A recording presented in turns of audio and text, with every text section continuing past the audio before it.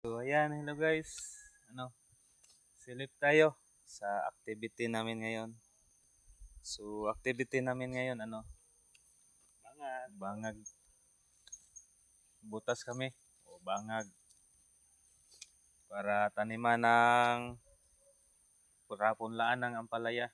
So maglagay pa kami diyan ng chicken manure tapos i-mix yung lupa. So ganito yung sistema namin sa pagtanim ng ampalaya. Hindi nakabed. Ayan. Saka na lang namin i-bed pag tumubo na yung ampalaya. So siguro aabot to ng 1K hells kasi lang ang pagtanim namin dito. 80 centimeter lang ang pagitan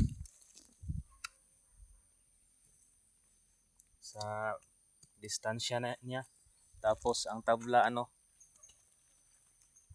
meters ang tabla. Yan.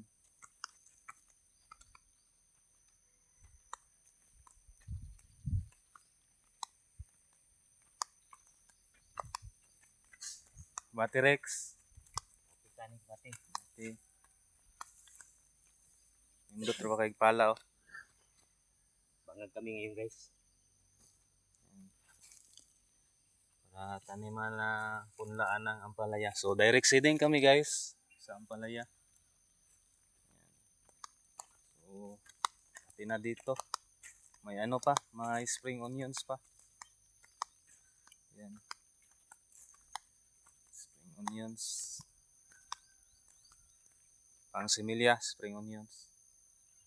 By siguro mga second week of November, mga transplant na namin tong spring onions namin na similya. So dito, naka-set up na to guys. Para to intercropping sa pichay.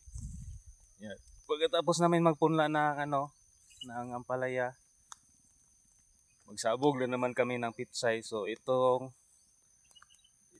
area na to, naka-spray na kami ng post-emergent herbicide. Yung mga damo na yan, na-sprayhan na yan ng post-emergent. Tapos nag-spray na rin kami ng pre-emergent herbicide. So yan lang guys, pasilip sa activity namin ngayon. What's unlearn? Sa hukay. Unlearn guys. And happy farming, work smart. Marami kayong matutunan.